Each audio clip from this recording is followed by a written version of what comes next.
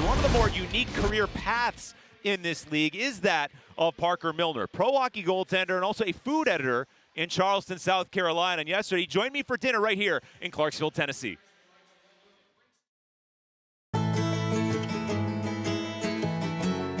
We are here at the Liberty Park Grill in Clarksville, Tennessee, sitting down with Team Mullen goaltender Parker Milner. Two favorite subjects for me, hockey and food. It all comes together now in this interview. Thank you very much for doing this. No, thank you. You're speaking my language here. These are the two things I love. We're going to dive right in. We got the menu. We're going to place our order in just a little bit, but I want to talk about your career.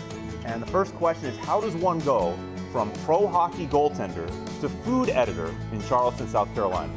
Yeah, that's a question I get asked quite often. I guess it really starts back when I was a kid with my dad.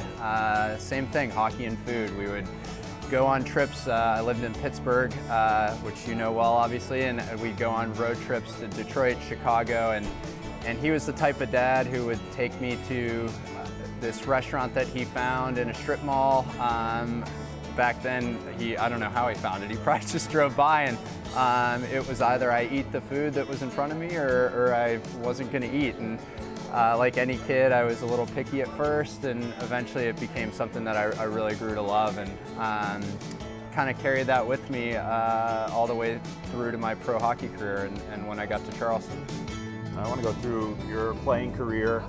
And going back to your days, first of all, with Boston College, a ton of success there, a couple of national championships. What was the key to those teams and the success that you had? Well, I mean, I had a pretty good team in front of me.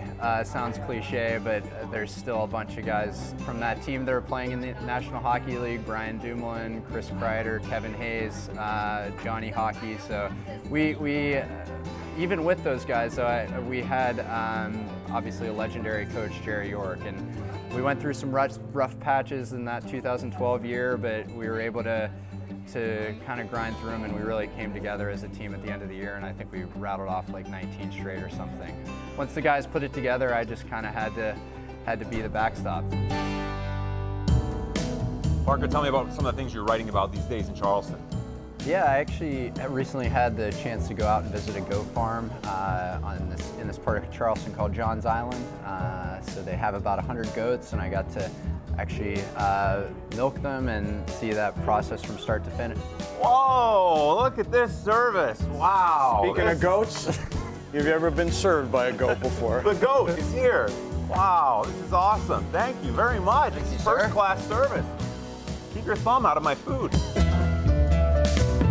I want to ask you a little bit about your 3-ice experience too, and how much fun this has been. Now your second year of 3-ice.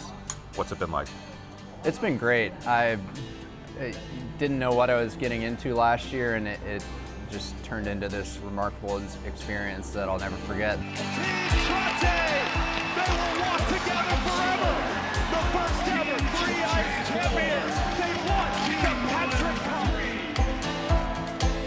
I've had a lot of wonderful memories in hockey, and you don't get to win that much money in a 2-hour span really ever. So, but beyond just that, it was kind of the culmination of a really incredible summer, connecting not only with the 6 guys on my team, connecting with Trotz, Coach Trottier, and really everyone involved in 3-ice. I think it was just a special experience to get to travel around to 8, 9 different cities with a group of people that maybe you never met before, you met in passing, you knew of, and I think it was all of those things just kind of hit me at once, and it definitely took a few days to really process what had happened.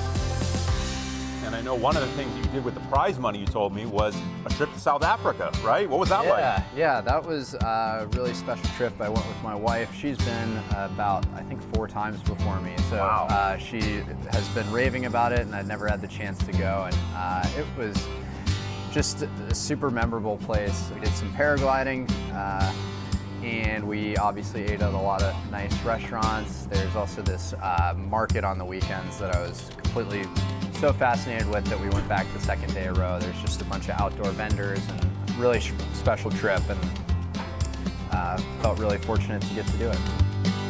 Wow. Thank you so much. This looks incredible. Thank you very much.